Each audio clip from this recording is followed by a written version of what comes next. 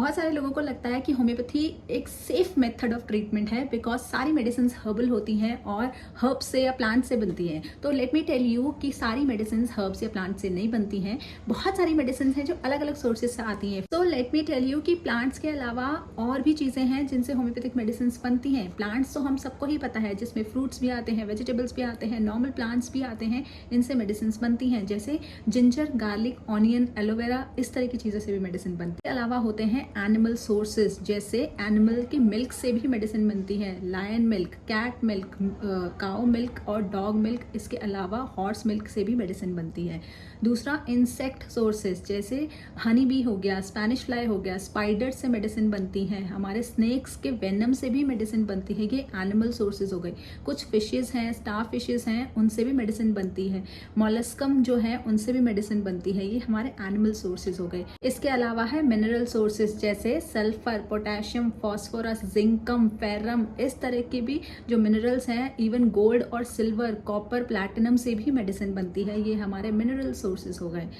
Moon raise, उनसे medicine बनती है। एक्सरे से मेडिसिन बनती है। ये हमारे इम्पॉन्टरबिलिया के सोर्सेज हो गए। इसके अलावा सार्कोड्स और नोसोड्स भी होते हैं जो डिजीज के सिक्रीशन से बनती हैं या फिर नॉर्मल सिक्रीशन से मेडिसिन बनती है। जैसे एक मेडिसिन है थायरॉइडिनम, जो थायराइड के सिक्रीशन से बनती है। कार्सिनोसिनम, जो कार्सिनोजन होता है, यानी कि जो कैंसर सिक्रीशंस होते हैं उससे बनती है। बेसिलाइनम, ट्यूबरकुलाइनम, जो ट्यूबरकुलोसिस का सिक्रीशन होता है उससे मेडिसिन बनती है। बट ये सारी मेडिसिन जब बनाई जाती हैं तो डायरेक्टली सोर्सेज को नहीं डाला जाता है उसके अंदर, उसको बहुत ज़्यादा डाइल्यूट, पोटेंटाइज करके उन मेडिसिन को बनाया जाता है।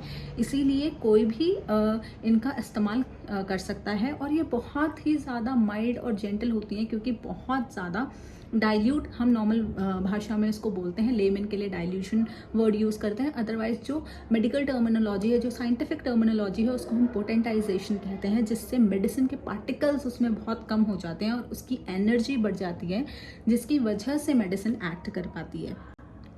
इससे रिलेटेड और कोई जानकारी आपको चाहिए हो तो कमेंट सेक्शन में मुझे लिख के बताइएगा। मैं अगली बार कोशिश करूँगी कि हर सोर्स या हर एनिमल से कौन कौन सी मेडिसिन बनती है उसके बारे में भी कुछ वीडियोज़ अपलोड करूँ।